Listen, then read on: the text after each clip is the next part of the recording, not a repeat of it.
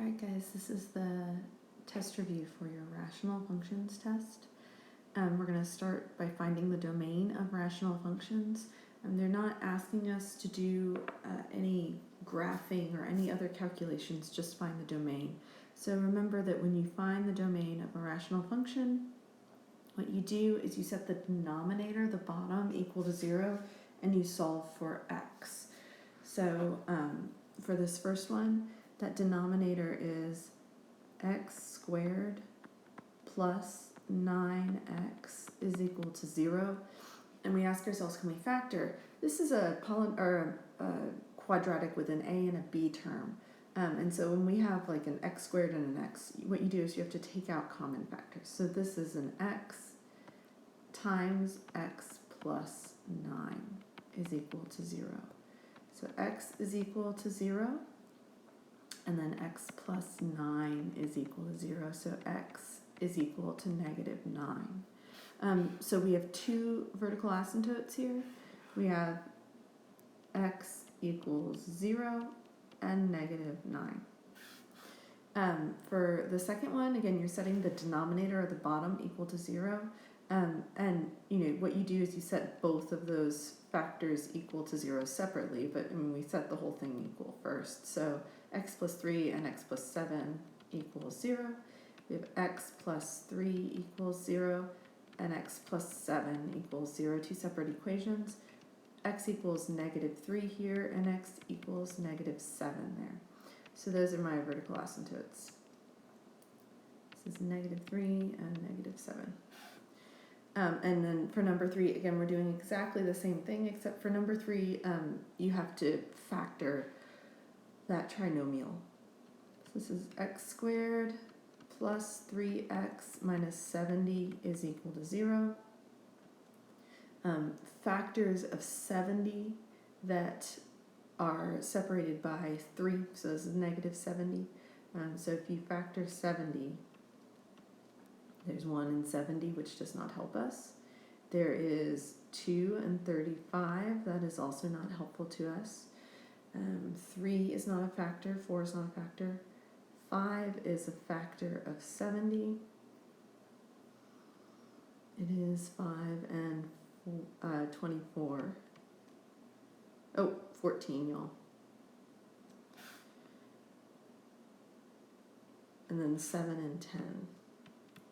And so the factor set that, you know, one of these is positive, one's negative, and the factor set that has a difference of 3, like when one's positive and one's negative, they're separated by 3. That's 7 and 10.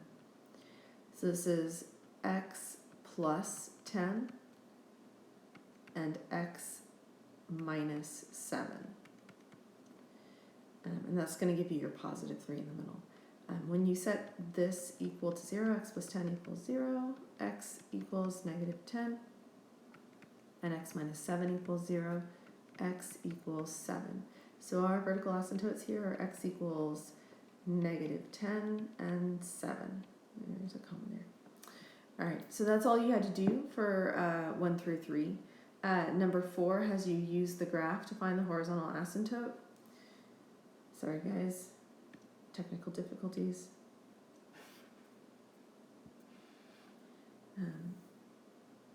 Just use the graph to find the horizontal asymptotes of any of the functions. So we were finding vertical asymptotes for 1 through 3. Now we're finding horizontal asymptotes. This has, just for fun, this has a vertical asymptote at x equals 2. But that's not what they were asking about. They're asking about the horizontal asymptote, and that's this thing right there. And so that is at y equals 3. So that's your answer there, y equals 3, because they're just asking about horizontal asymptote.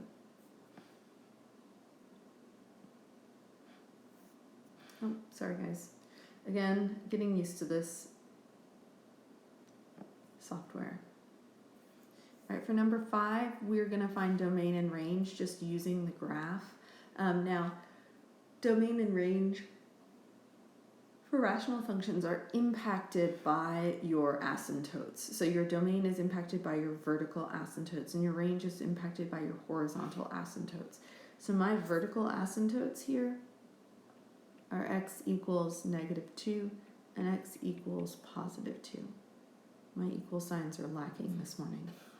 So guys, that's going to limit my range. So my range is going to start at always start at negative infinity, and then it's going to stop at my vertical asymptote, so -2. We're going to start again on the other side of -2 and go to +2 and then 2 to infinity. And so for rational functions, your domain is always negative infinity to infinity, but you stop your range where you have vertical asymptotes. And also holes, but this one does not have a hole. So that's my domain, and I'm just going to leave it here. Now my range is impacted by both the horizontal asymptote and then also this function has a sort of maximum value right there. It has sort of a maximum value, and that happens at y equals 0. That point right there is the point 0, 0. So we have a maximum value at y equals 0. So our range for rational functions is usually also negative infinity to your, any maxes or mins, your horizontal asymptotes. Here we have an HA, a horizontal asymptote at y equals 1. So the range for this function is negative infinity to 0 because of that maximum right there. That 0 comes from that thing right there. And then there is a gap between 0 and 1. There's nothing here. In this space here, there is nothing. And so we don't include that space. We start again at 1 and go to infinity. Like that. So that's our range. Guys, rational functions are the most fun. Okay. Number 6, we're doing exactly the same thing. We're finding domain and range, which means we need to identify asymptotes. So this function has a vertical asymptote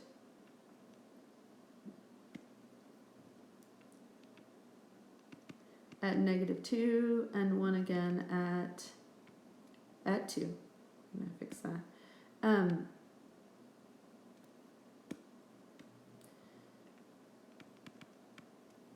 And I don't see any holes, so our domain for this function is negative infinity to -2, -2 to 2.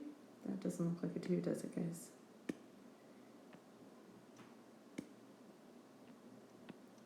And then 2 to infinity, like that. Range is determined by horizontal asymptotes. I don't see any horizontal asymptote, which is interesting. There should be a horizontal asymptote, and there should be one at 0. And the reason I can tell is because if there was not a horizontal asymptote at 0, this function would not be going out like this. However, since this middle piece of the function right here comes straight down your vertical asymptote and goes through the x-axis and just keeps continuing down, your range is just all real numbers. So it's just negative infinity to infinity. There is a horizontal asymptote here at y equals 0. There has to be. Or else we'd have one of those funny slant asymptotes. But your range is negative infinity to infinity because that middle piece came straight down and just crossed right through the x-axis. And so our range there is all real numbers. All right, number 7, which are the vertical asymptotes in our holes for this function? So, this is a multiple choice question, which we love, right? Looking at it, remember that holes happen where you have common factors. There are no holes. And I can tell that because all I have on top of the function is a 5. There's nothing I can cancel out, so there's not a hole. That lets us eliminate B. And then if you look at it, you find your vertical asymptotes by setting your bottom equal to 0. So we set x x squared minus 16 equal to 0. And that factors, guys, you can do it two ways. You can say x plus 4 and x minus 4 is equal to 0. So you get x equals negative 4 and x equals positive 4. So that's one way that we can work this problem. You could also say x squared is equal to 16, where you move the 16 over, and then you get x is equal to positive or negative 4, like that. So you have a vertical asymptote at positive 4 and one at negative 4, and then we cannot forget the 3, the x plus 3. So, x plus 3 equals 0, which means x equals negative 3. And so our vertical asymptotes are here at negative 3, at negative 4, and at positive 4. That's 3 vertical asymptotes, and the only answer with that is D.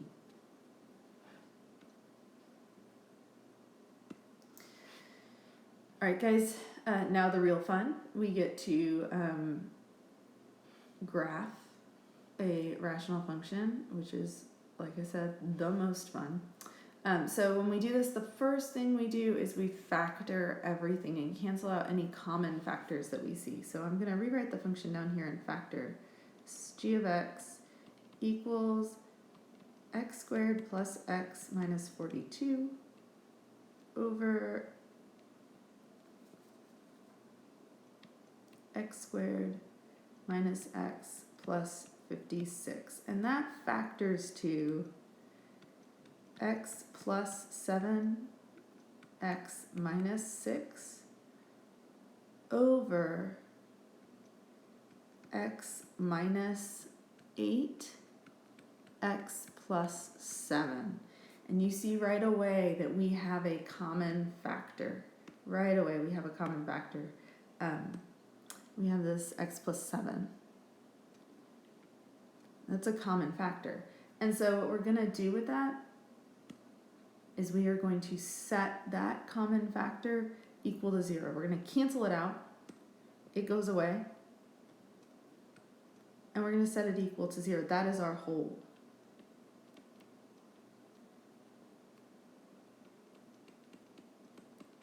And it happens that x equals negative 7. Now, because we've canceled it out, from here on out we will be using the simplified function, and I'm going to write it in blue up here just to help us remember. From here on out we use the simplified function g of x equals x minus 6 over x minus 8. We do not go back to the x squared function at all. We only use the simplified function from here on out. So I know that x equals negative 7 for my whole. We have to find the y value, so that happens by plugging the negative 7 into our simplified function. So y equals, and I'm going to my blue simplified function, negative 7 minus 6 over negative 7 minus 8. And that is negative 13 over negative 15, which is just 13/15. And that is not a scary number at all.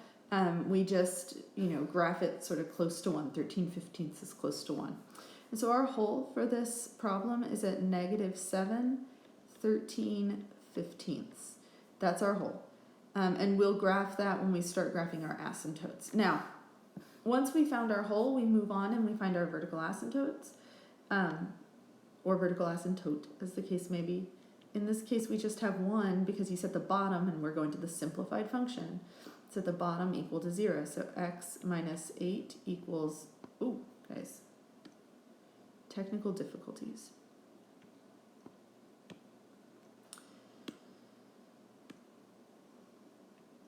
X minus 8 equals 0.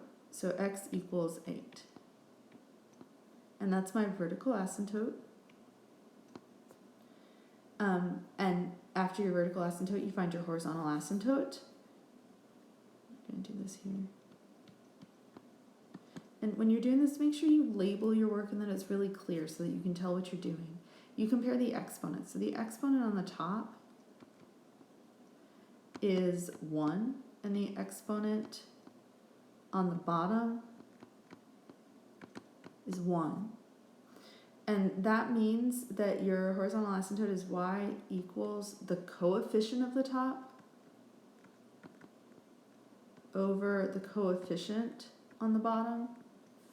And that is, in this case, 1 over 1. So your horizontal asymptote is y equals 1.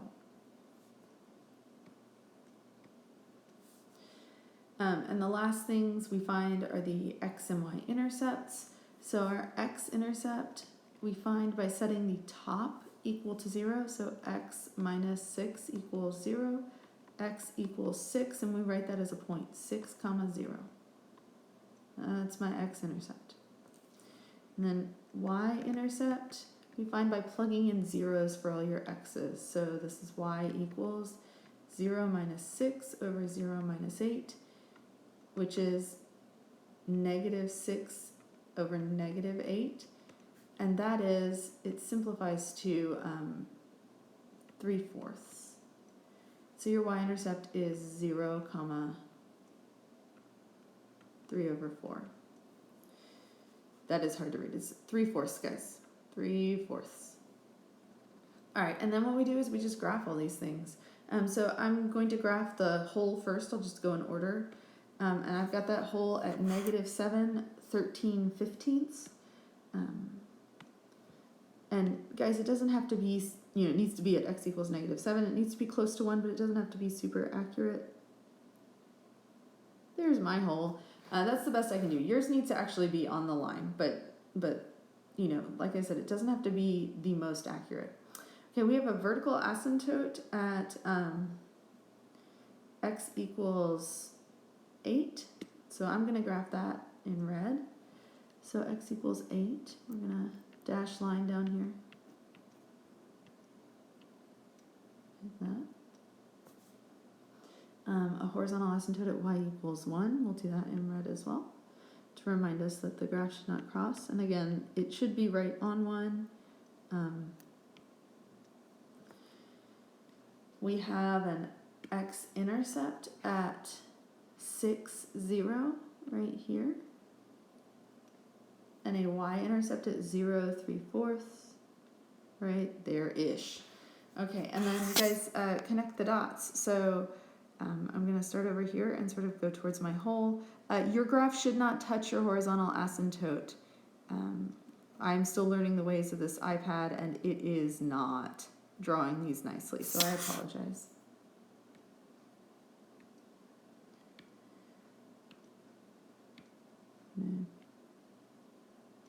Oh my goodness, y'all.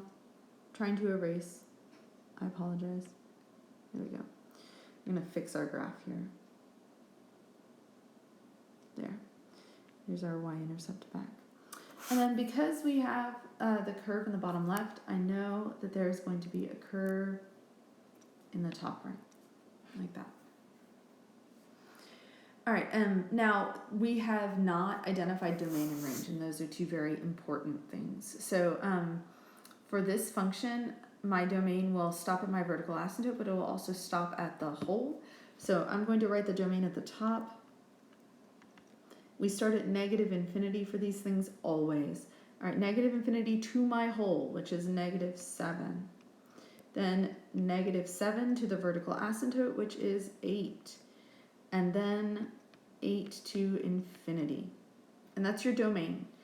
Your range, guys, again, starts at negative infinity. It goes to the first break in range, so the first place we stop, which is the hole, so it's 13/15.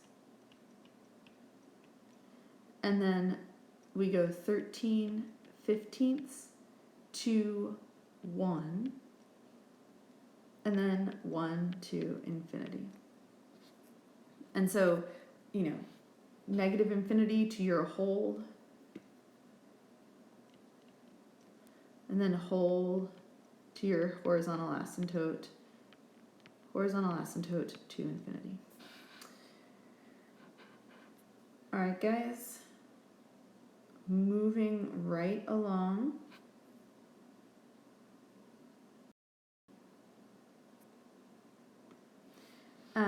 we're graphing more functions. All right, kids, so again, what we do is we factor everything completely. Let's zoom in on this function right here.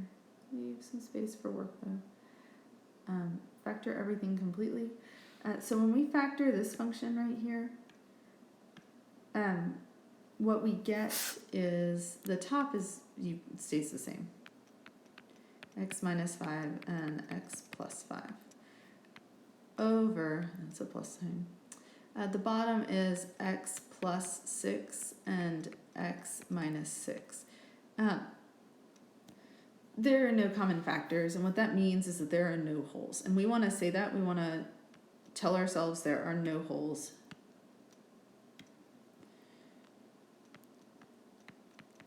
Just so that we remind ourselves that we looked for them and they weren't there. And so now we find our vertical asymptotes at the bottom equal to 0, so x plus 6 equals 0, x equals 6, and then x minus 6 equals 0, because I'm setting both factors equal to 0. You get x equals, this one's a negative 6, y'all, the top one, x plus 6 is x equals negative 6, x minus 6 is x equals positive 6. We have a vertical asymptote at negative 6 and at positive 6. Then we find our horizontal asymptote. And the way you do that, kids, is you compare the power, like the total power to the top to the total power to the bottom. If you look at this, you have 1, 2 x's on top, which means that our exponent on top would be 2. And we have 1, 2 x's on the bottom, which means that our exponent on the bottom would be 2 as well. And so our horizontal asymptote is y equals the coefficient of the top over the coefficient of the bottom. And that is, and if we look up here, coefficients are the things hanging out in front, and these are all ones, like 1, 1, 1, 1. And so this is just 1 over 1. So your horizontal asymptote here is also y equals 1, like the last problem. We need to find our x and y intercepts. So you find your x-intercept by setting the top equal to 0. So x minus 5, and then x plus 5 equals 0. That's two equations, right? X minus 5 equals 0, and x plus 5 equals 0. So you get x equals 5, and x equals negative 5. And then to find the y-intercept, we're going to do this here. You plug in zeros for all your x's. So y equals 0 minus 5, 0 plus 5, over 0 plus 6, 0 minus 6. That is negative 25 over negative 36, which is just 25 over 36. That's not something to be freaked out about, guys. It's just really close to 1. And so we're going to write that as a point. I forgot to write my x-intercepts as a point, so we'll go back and do that. We're going to write that as a point that's 0, comma, 25 over 36. Ooh, that's backwards.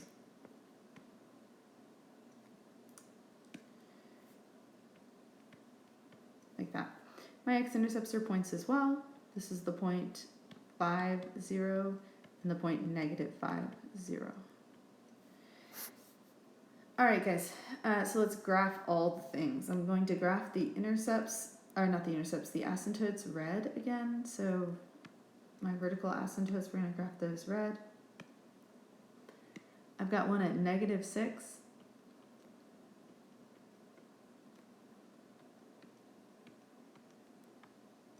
And one at positive 6.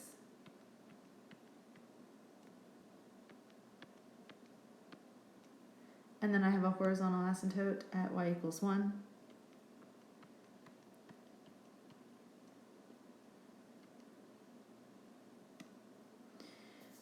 And then we are going to graph our x and y intercepts.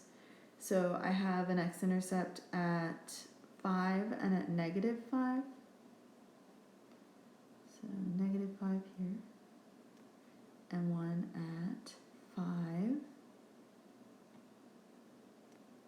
And then I have a y-intercept at 2536, which is sort of like that. Alright guys, and so what this tells me is that there's a sort of parabolic looking thing in the middle. If it were a cubic, then we'd have only one x-intercept, or our y-intercept would be higher or something. So this is sort of a parabola. See the y-intercept and turns around and goes back down. And then on either side of it, so you know, over here in the positive range, we're gonna have something that is above your horizontal asymptote. And over here in the negative range, we're gonna have something that's below the horizontal asymptote. And so then domain and range, what's the domain of this function? Remember that domain stops for vertical asymptotes. I'm going to take this off and write the domain at the top here, guys. It's -infinity to -6, -6 to 6, and then 6 to infinity. Like that. And then your range is -infinity to 1, which is your horizontal asymptote, and then 1 to infinity. What's your range for this guy? Alright guys, let's look at number 10 again. We're graphing. So for this we do have to factor. I'm going to zoom in a little bit so we can get some more space to work. There we go. So when we factor this, guys, it is x plus 2 and x plus 5 over x minus 1 squared. And what we're looking for is common factors, and I notice that I don't have any, and that means we don't have any holes, so we write that, no holes, just to remind ourselves that we looked for them and they weren't there. So the next thing we do is we find our vertical asymptotes, and so that is done by setting the bottom equal to 0, so x minus 1 squared is equal to 0. That's just like saying x minus 1 is equal to 0, so x equals 1. That's our vertical asymptote. It looks like a minus. Okay, vertical asymptote at x equals 1. And then horizontal asymptote, guys, what you do is you compare the exponent on the top to the exponent on the bottom. So when we do that, we have a squared here and a squared here. And so we're comparing those two exponents. They are the same, which means we write our horizontal asymptote as a ratio of coefficients. And if you look up at the top, the coefficient for the top is 1 and the coefficient for the bottom is also 1. And so the horizontal asymptote here is y equals 1 over 1, or just y equals 1. Like that. Now, what we are looking for next is our x-intercepts, and we do that by setting the bottom equal to 0, the top equal to 0, setting the top equal to 0, guys. And there are two factors there, so that's two equations, x plus 2 equals 0, and x plus 5 equals 0. So you have two x-intercepts, x equals -2, and x equals, that is an equals.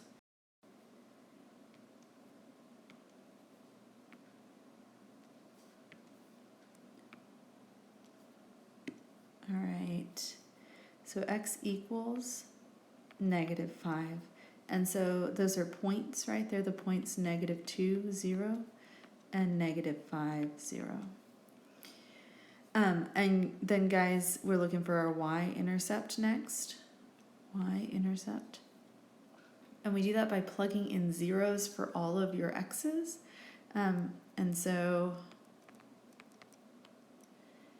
This is y equals, this is 2 and 5. If we plug in zeros for the x's, having stylus issues, I apologize. I'm just going to start over with that.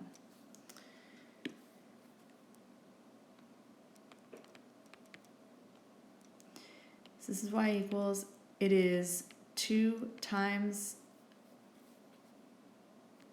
5 over -1 squared. If we put in zeros for all the x's, we get 0 plus 2 on the top and 0 plus 5 on the top, and then 0 minus 1 squared on the bottom. And that is just y equals 10, and so it's the point 0, 10. And now what we're going to do is we're going to take all of this information and we're going to graph it. So I'll graph my asymptotes in red. So I have a vertical asymptote at x equals 1.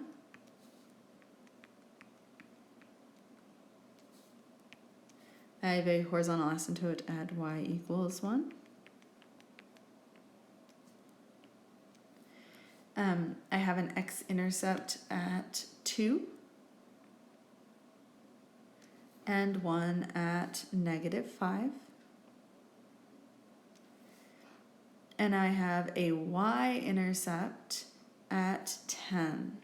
And remember that sometimes our rational functions will come down and cross our horizontal asymptotes and then sort of go back up towards them. So what's going on with this piece right here is that it's going to come down and sort of cross down and then go back up towards my horizontal asymptote there.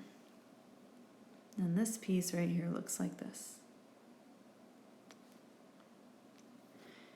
All right, and so that's what this function looks like. Talk about domain here. It's -infinity to 1 and 1 to infinity. We are not going to talk about range here because there's this value down here that's a minimum value that we would need to know in order to talk about range. Actually, you know what? That's not true. We could totally talk about range because this function comes down below where this function goes. And so our range here, guys, is all real numbers. This is why rational functions are so much fun, guys. All right, guys, onward to number 11. We're going to just move this up and move that work up with it. Okay, guys, so in order to graph the function, we need to factor everything completely and cancel out common factors. There are no common factors here, and that means that we have no holes. From there, we can find our vertical asymptotes. And so we do that by setting the bottom equal to 0. So x squared minus 16 is equal to 0. There are two ways you can do this. You can factor it and say this is x plus 4. And x minus 4 are equal to 0, so x plus 4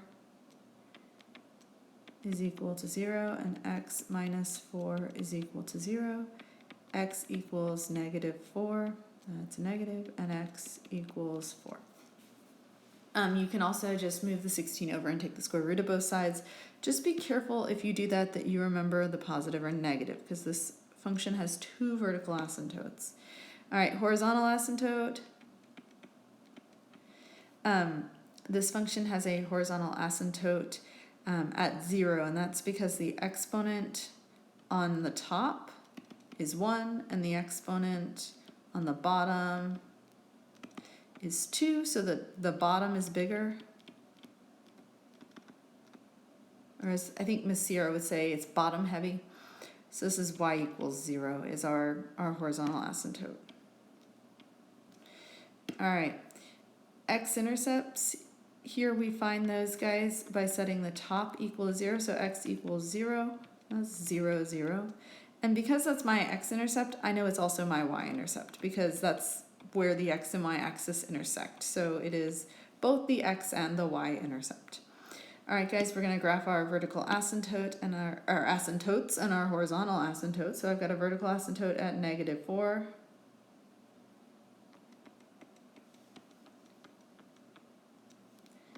And one at +4,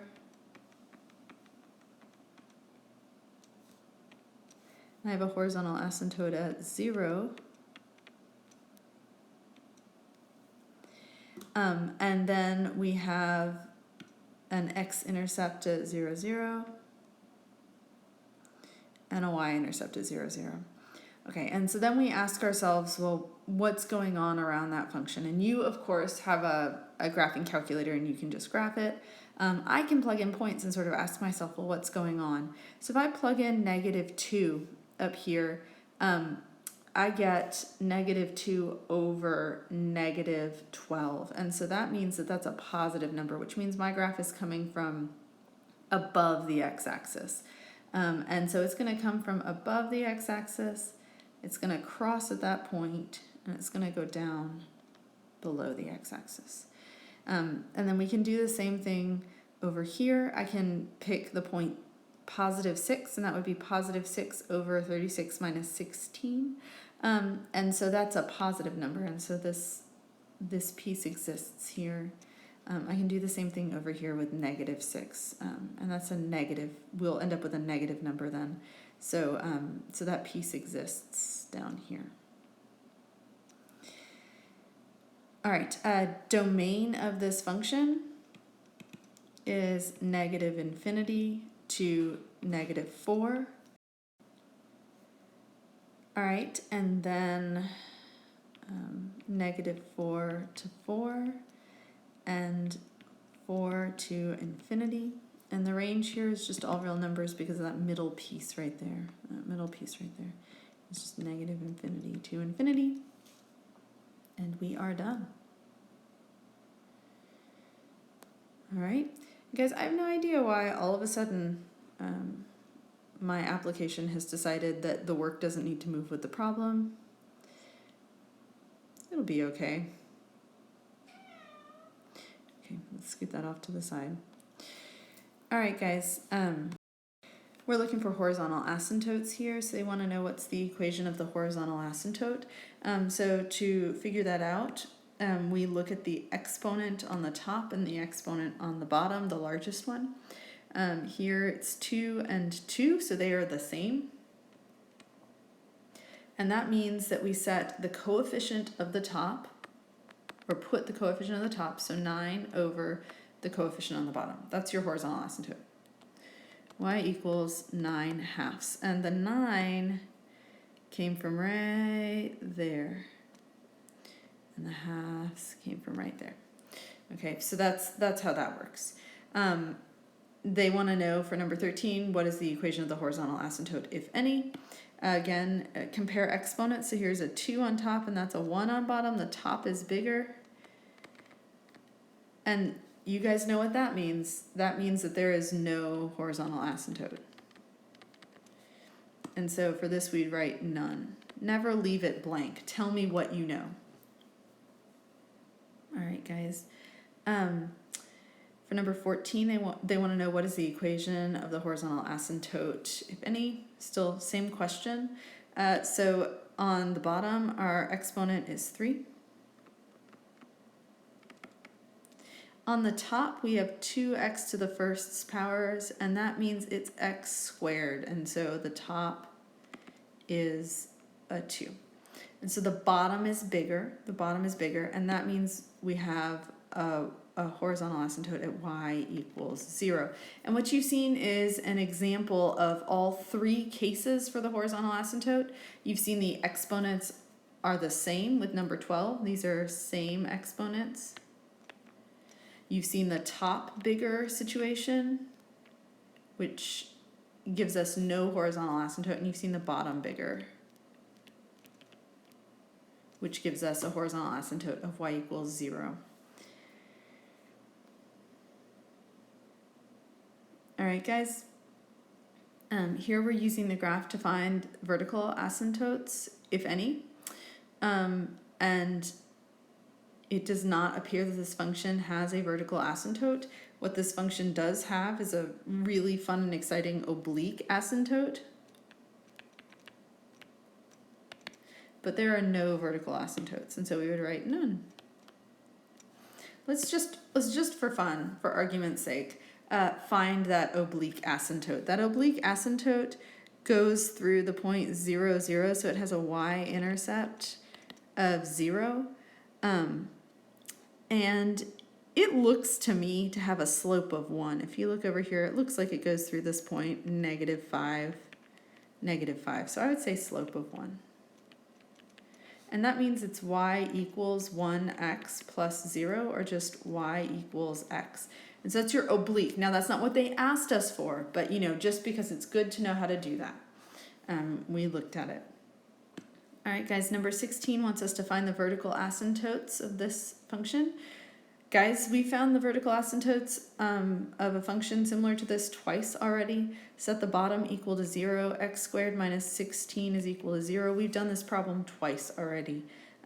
X equals +4 and -4. We did it once on this page and once on the page before. All right. Moving right along. We are again looking for vertical asymptotes. And so let's zoom in so we've got space to work. If you have 4x over x plus 6, vertical asymptotes are found by setting the bottom equal to 0, x plus 6 equals 0, x equals -6. That's our vertical asymptote. They want us to find the indicated intercept of the function.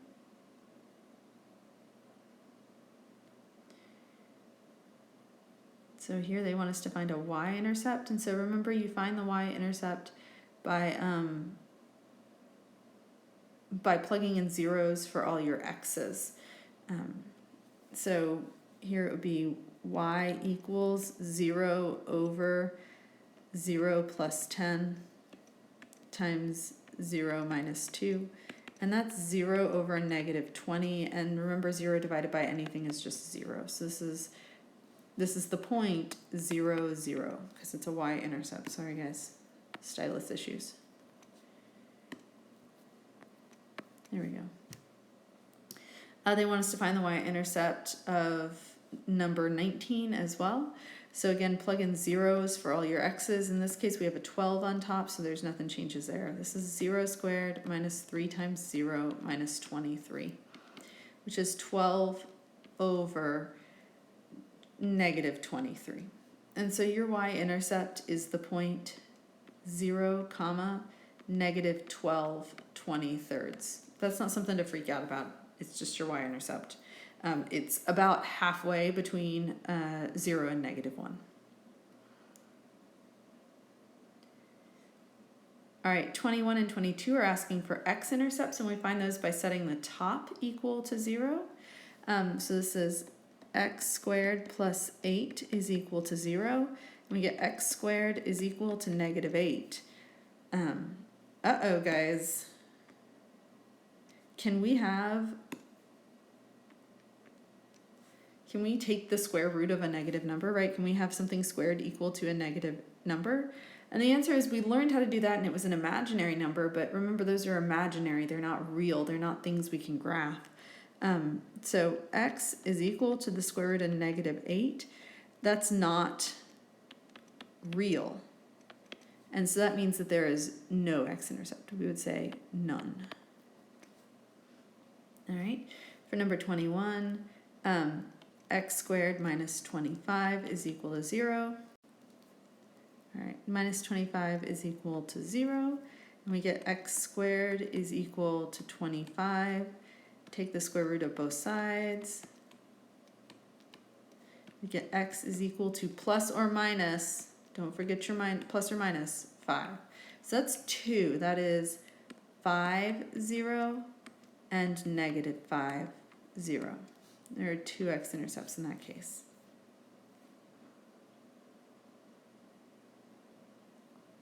All right, guys, moving right along. Number 22 says which of the rational functions might have this graph. So, we're trying to match graph with the functions. When you are doing this, you're looking at your asymptotes, guys. You're looking at your asymptotes. And so we have vertical asymptotes. at x equals -2 and at x equals +3. And those, if it's x equals -2, that means the factor that led to it was x plus 2. And if it's x equals +3, that means the factor that led to it was x minus 3. And so we're looking for something with an x plus 2 and an x minus 3 in the denominator. So b is out. Oh no, sorry.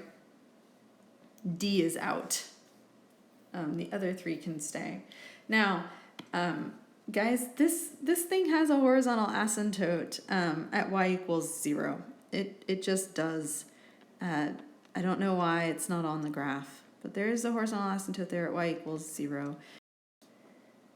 Okay, and what that means is that the exponent on the top, the relationship between the top and the bottom, is that the bottom is bigger.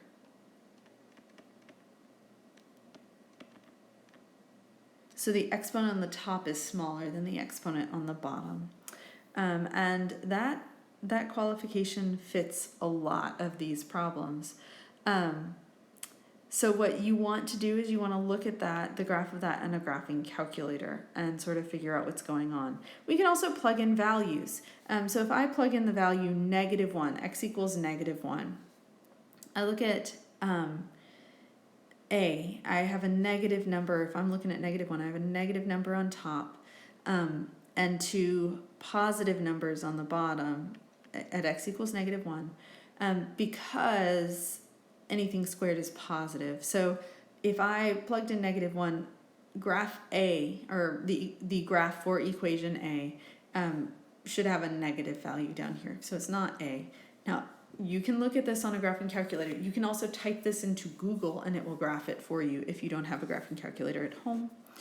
If I plug in -1 for answer choice C, the number on top will be positive. This will be positive, but this will be negative. So again, I'll have, if I plug in -1 for C, that should come out to a negative number overall. And that's not what I have. If you look at the value for -1 is about +1 right there. So it's not going to be C, which means that it should be B, because if I plug in -1, I get a negative number on top, and then positive, negative, so a negative number on bottom, and that's the positive number. So it's B. Now, I'm doing that by testing points. You can do that, like I said, by Googling the function or plugging it into your calculator and matching it.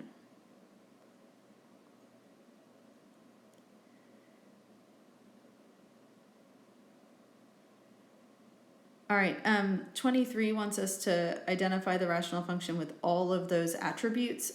So I would start with vertical asymptotes, just because those are often easy to see in the function.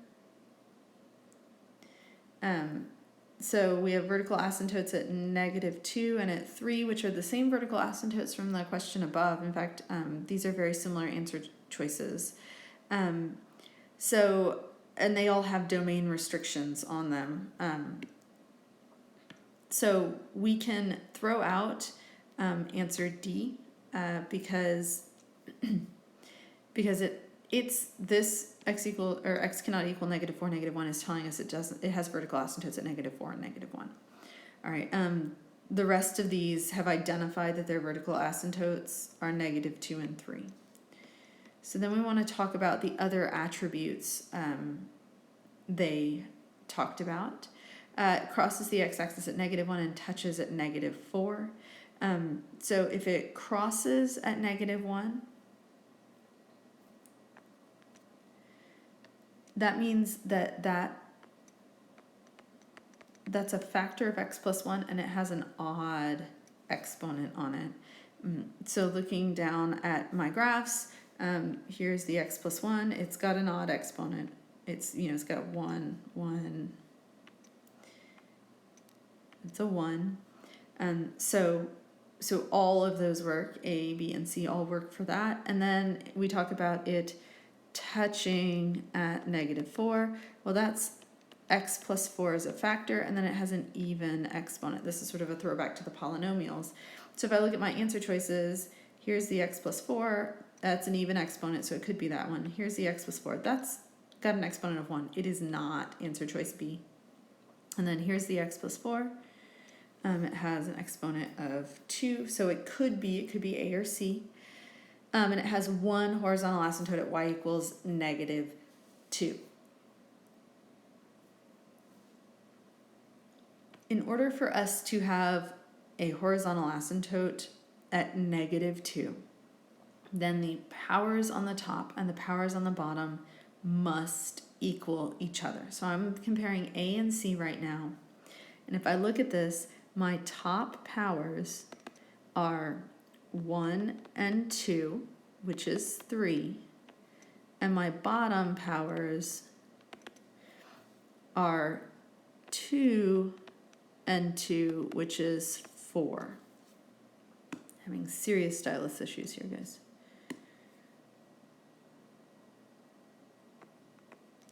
So that's a 3 over a 4, and that's going to have a horizontal asymptote at y equals 0 because the bottom's bigger there. So it's going to have a y equals 0 horizontal asymptote.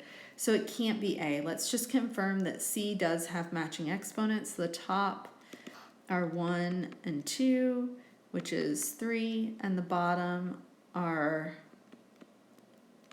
2 and 1, which is 3. And so that works. That's C. Again, you can also just look at the graph of these functions. You can plug them into your calculator one at a time and see which graph fits. But you've got to sort of go through the process of elimination of, x-intercepts and horizontal and vertical asymptotes. You just need to check and make sure each one of those specifications works. All right, guys, page 4, we are almost done here. So for number 24, they want us to write the equation of the oblique asymptote, and this is going to be good times. Remember that we find oblique asymptotes by doing division. So I'm going to divide the x squared minus 9x plus 5 by x plus 3.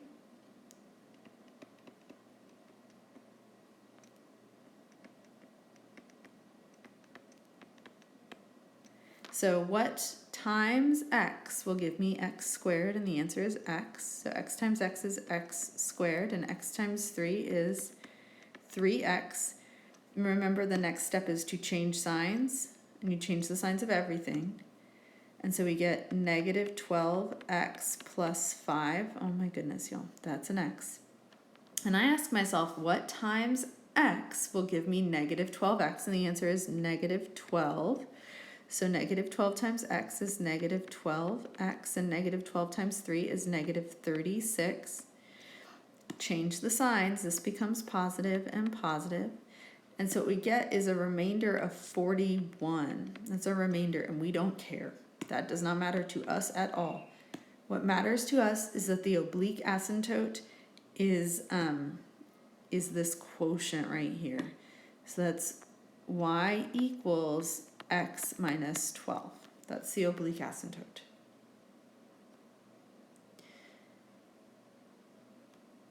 All right, guys, in number 25, they want us to find the oblique asymptote. And y'all, I have good news. We already did this problem. We'll talk about it again just briefly. We're looking for the equation of this dashed line here. So this dashed line right here, we're looking for that equation. And so we need a y-intercept, and that is the point 0, 0. And then we need a slope. And so if you look at this graph has a slope of 1. Look, here's 5, 5, we have a slope of 1. So that is y equals 1x plus 0, or just y equals x. And you remember we did that, I think, on page 2.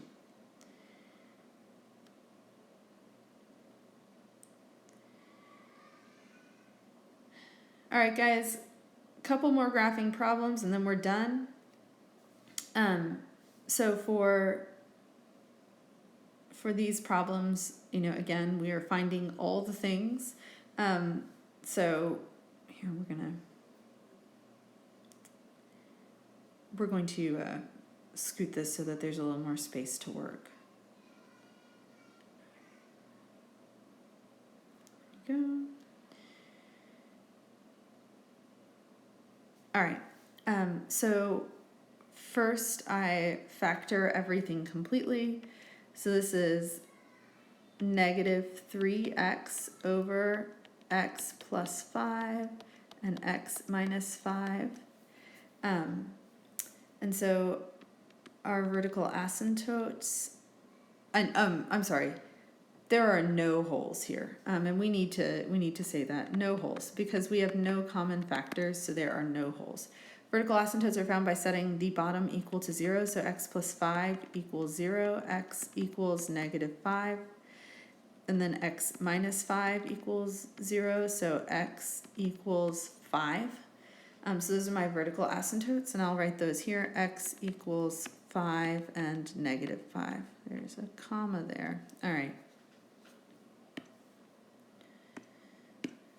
All right, then horizontal asymptote we find by comparing the exponent on the top to the exponent on the bottom. The top exponent is 1 and the bottom exponent is a 2, and that means that the bottom's bigger, which means it's y equals 0. Okay. X-intercepts and y-intercept, you find those by setting x-intercept the top equal to 0.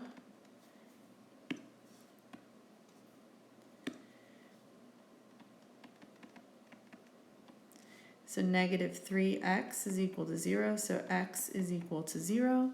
And that's the point, right? 0, 0. So that's my x-intercept. And we know that when we get an x-intercept of 0, 0, that's also the y-intercept. All right, and then, you know, we're going to graph it and we're going to talk about domain. I'm going to graph my asymptotes in red again.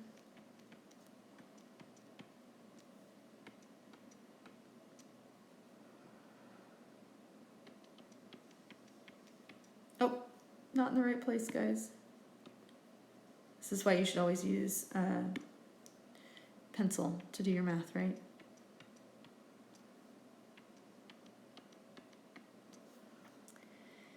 All right, and then we have a horizontal asymptote at 0. All right, and we've got an x and y intercept at 0, 0. Okay, this is another one of those cubic-y looking things in the middle with something on either side.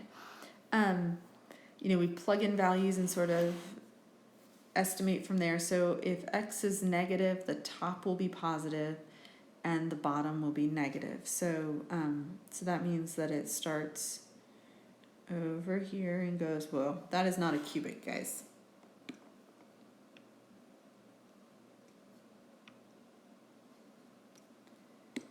All right, we start down here and we go through like that. All right, and then if we are less than negative 5, if we are over in the negative 6 range, again, the top is positive, and the bottom will be positive at that point. So we've got a piece of the graph up here. I'm sorry, y'all, I'm having trouble with my stylus. I think it might be tired. Time to look at the battery life. Okay, and this, oh, I'm sorry, y'all. No, that's right. And then over here, if x is positive, the top is negative, but the bottom is positive, and so it's down here, like that. And again, you have a calculator to graph this. You can also type it into Google. Like I said, just make sure you use your parentheses where you're supposed to. All right, domain is controlled by our vertical asymptotes, so it is negative infinity to negative 5, negative 5 to 5, and 5 to infinity. There's a comma there. All right, guys, onward. 2 more. We can do this, y'all.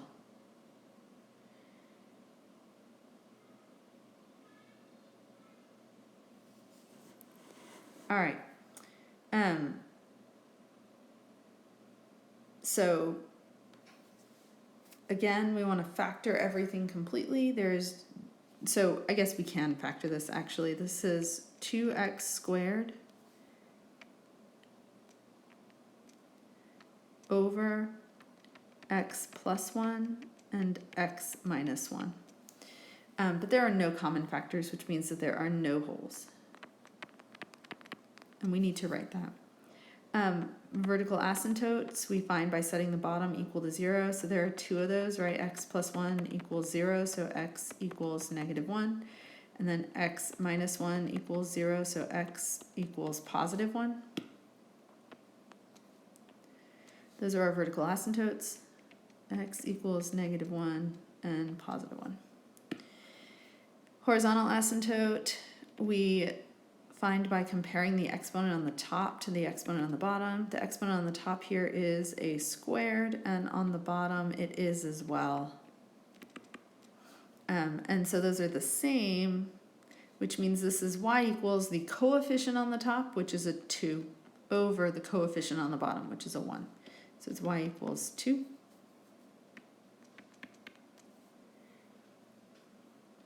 All right, and then we're looking for x and y intercept. So x-intercept, remember you set the top equal to 0, so 2x squared is equal to 0. X squared is equal to 0, so x is equal to 0. And that's the point 0, 0. And when that's our x-intercept, it is also our y-intercept.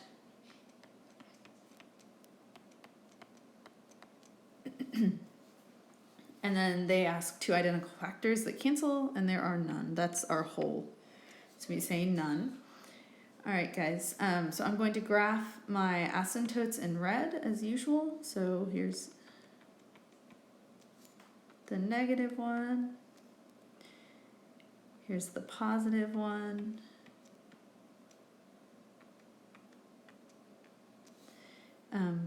Horizontal asymptote at 2.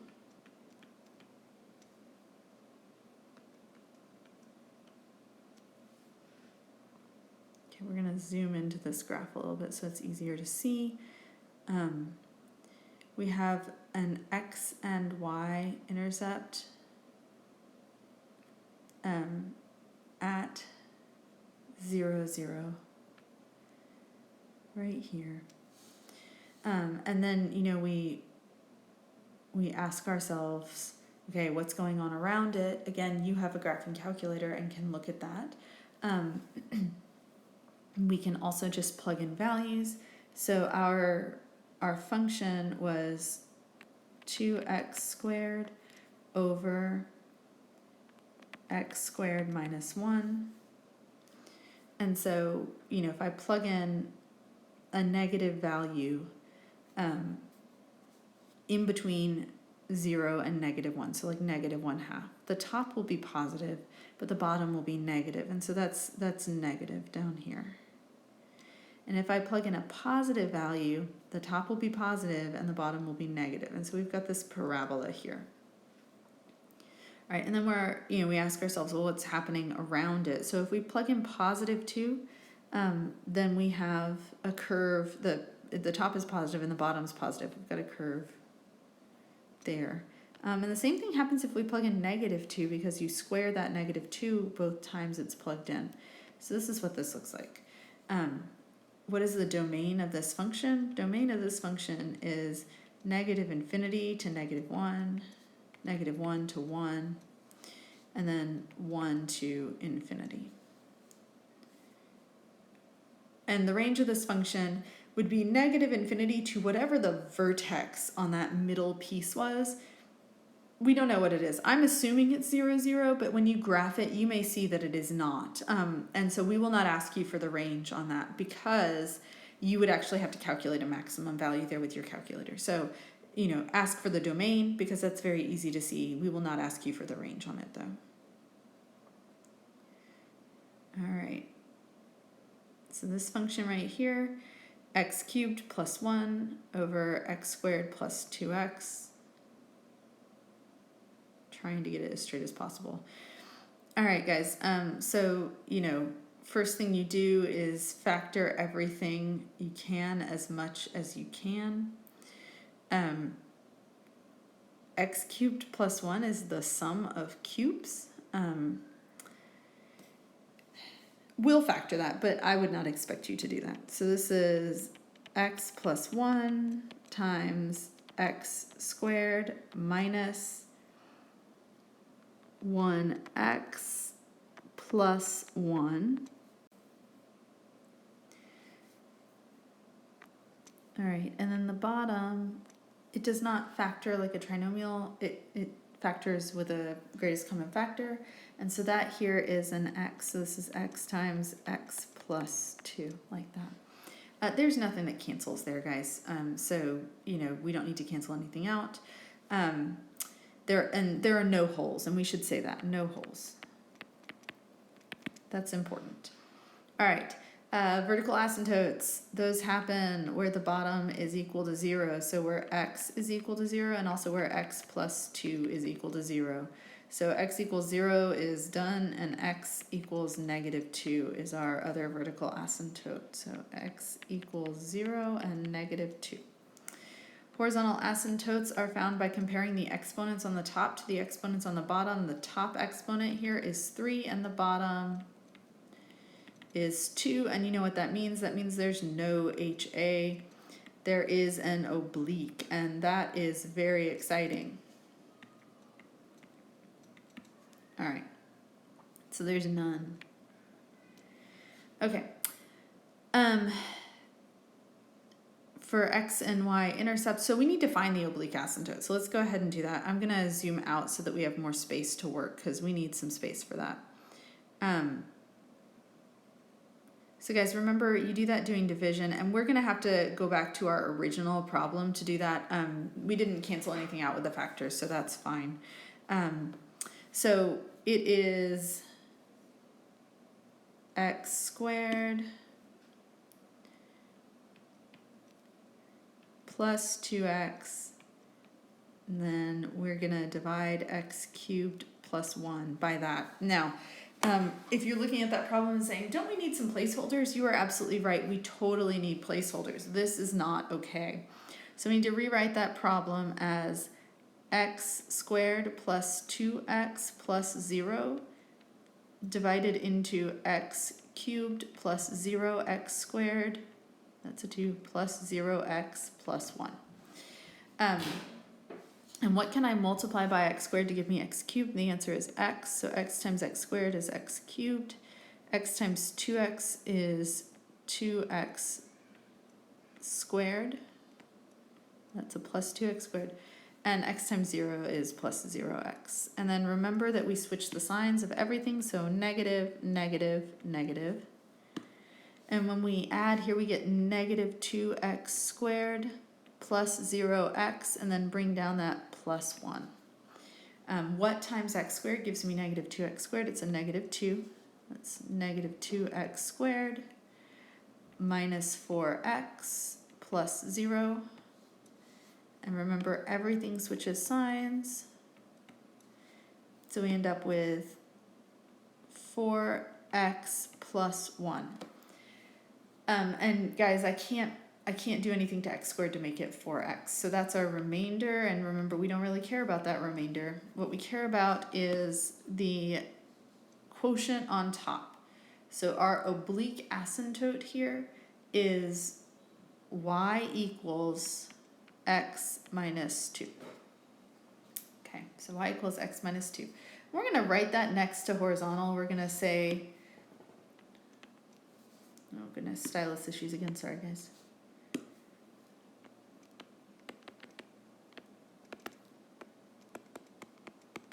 Because it's important. All right, x and y intercepts, we find those by setting the top and bottom equal, no, the top equal to 0 for the x-intercepts, and then plugging in 0 for all the x's for the y-intercept. For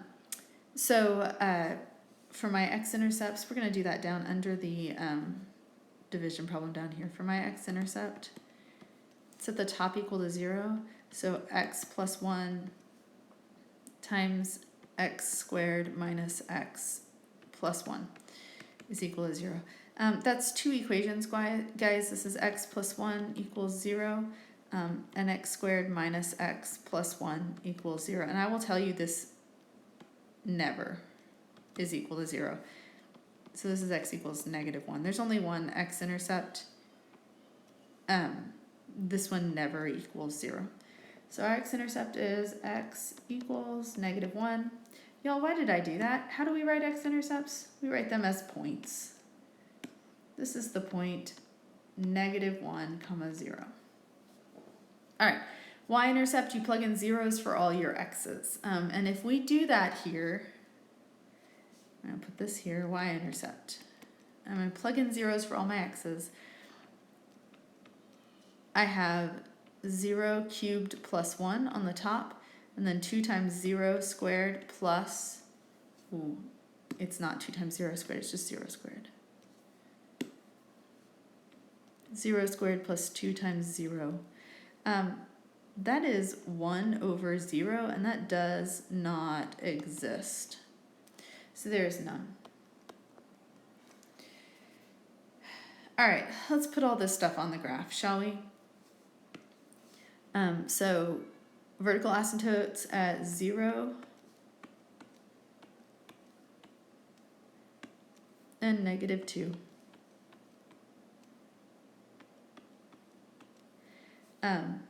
No horizontal asymptote and oblique asymptote at x equals, or y equals x minus 2. And so that's a line with a y-intercept at -2, which is right there, and then a slope of 1, so up 1 over 1, up 1 over 1. And so we can just draw dashes, and I'm sorry guys that my stylus is not drawing the best dashes. In fact, we're just going to stop doing that. All right, we're just going to draw points for this. So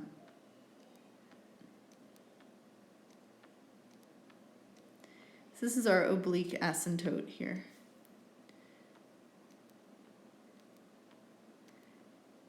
And